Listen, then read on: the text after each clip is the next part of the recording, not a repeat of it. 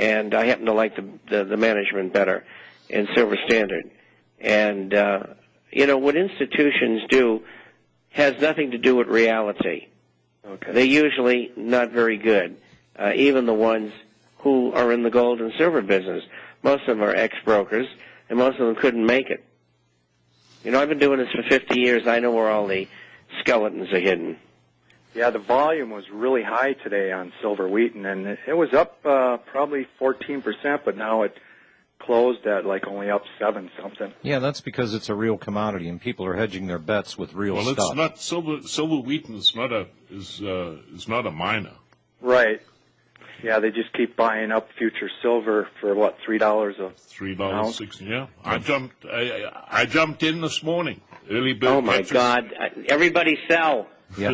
that was pretty good timing, Robbie. Well, let me tell you why. A number of reasons. Besides the fact that I was up at 2:00 this morning to see what sort of traction Robert Fisk's article was going to have, and immediately it was denounced by the Saudis and the Kuwaitis and the Russians. But the story just didn't die. It didn't go away, as they normally do. And the dollar kept on falling. And then the U.S. Mint announced that it ceased production of 2009 silver and gold eagles for 2009. Now, usually the Mint will suspend the year's production in the middle of December, which gives them a couple of weeks in order to change the dies for the 2010s. This is the earliest that the U.S. Mint has suspended silver and gold production. So there's something going on. Yeah, it's just amazing. Right. I did buy one other stock that I just wanted to play around with. It was Vista Gold, and surprisingly, it was up 20% today. Mike, when you get a profit, sell. That inducement to sit there and hang on to that stock because it went up 20%, and the next day it falls 22%. Mike, be smart with your money. I tell people stay the hell out of the stock market. And what are we doing on this program? We're talking stocks. Mike, well, these are different stocks. These are stocks with value. Different stocks. Mike, I thank you for your call, sir. Appreciate it. All right, Renee in North Carolina. Hello, Renee. Yes, I want to talk about reserve currency because I know I didn't understand it for a long time, and I want to see if I do understand it correctly now. Okay. And I think if I'm right, it will help other people to understand it also. There's an old business maxim, the person who needs the deal the worst loses, okay? Now, at the time of Jesus with the money changers, they had to have one particular kind of gold coin. It was the only coin accepted. So people coming from other parts who had different currency or coinage or whatever had to go to the money changers to change into that coin to pay, the church or whatever. So, okay, so now what the money changers were doing, they were cheating on the exchange. Now, the way I see this whole thing, the United States is the money changers as the reserve currency holders. If, they went and made the deal with Saudi Arabia that, look, we'll develop all this sand and oil, but you have to make it paid for in dollars. So basically, everybody else in the world has to go to us, the money changers, where we can cheat them, and they have to pay a transaction fee, and we, as the holder of the particular currency, get a discount whenever we buy because we don't have to pay the transaction fee.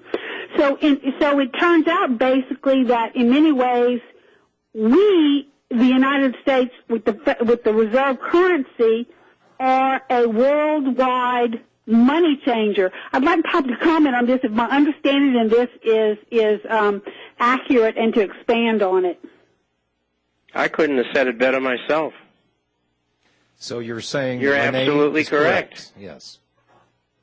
Well, like I say, I wanted to understand it better. I said, how can I understand this better? And I started thinking about it, and I said, how will other people understand it? And like I say, we, with the United States, we are in the same position where we hold what they have to have. You see, that it's required they have it. When something is required, you can cheat the other person, and they can't say a damn thing about it, you see?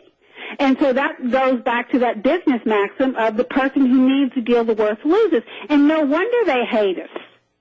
You know, because look what our country has been doing to them for so long, you know, and I feel bad as an American citizen for this because I didn't do it to them, and I didn't profit from it. Somebody's been making a hell of a lot of money for a really long time because they're running a special right now on the History Channel about our crumbling infrastructure.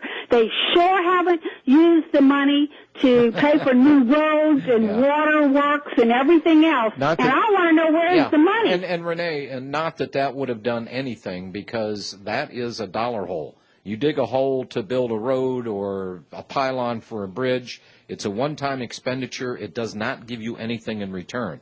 It does one thing, it employs somebody and gives them a paycheck for a time being, but when the job's done, the money's gone. That does not produce. It's a one-way money hole. Yeah, but we do have to have those things. Well, absolutely we have to have water pipes. Well, absolutely we do. We're talking infrastructure here. Right. And any economy that's generating taxes and money and so on and so forth has the ability to pay for those things that do not give you a return on investment. And this is how they tried to sell the thing, that, we're going to invest all this money. We're going to invest in the American people. We're going to invest in America. It's nothing but another money hole.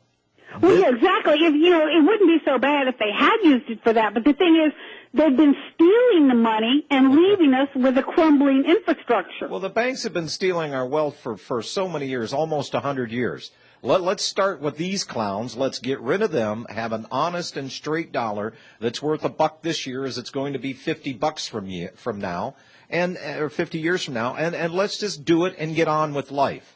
Because I'm going to tell you one thing, Renee, we can sit and jawbone about the disasters of this Federal Reserve having this private corporation run our country for all of these years, or we can do the same thing.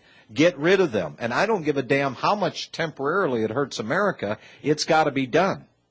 I'm with you, and the sooner the better. I'm tired of it being drug out. I just assume it collapsed tomorrow because it's like waiting for your dad to get home to spank you. It's worse than it's like we know it's coming. Yeah. But it's like the waiting is what's driving me crazy. I just need to get it over with. And it isn't that the cracks on the backside hurt that much. It was the waiting for that shoe to drop. The absolute terror of waiting for Dad to get home. I hear what you're saying. Okay. Thanks, Renee. Uh-huh. I appreciate it. Robbie, before we go to the, we're a little bit late on that. We're going to go to break in about 15 seconds. Bill, Rob, Dave, Steve, and others, hang on. We'll take your calls in succession. And when we get back on the other side, Robbie, Chris, do me a favor. Would you get a drum roll? Okay, find a drum roll someplace, because when Robbie runs the Bob Chapman special of Tuesday, we've got to do a little bit more fanfare. We're selling a literal life insurance policy, and we can barely get the guy to talk about it. Right, Bob? You talking about Robbie? Yeah. Just kidding. Robbie talks about it all the time. He does? He certainly does. Okay, we'll clarify that one. Hang on, folks. We'll be right back.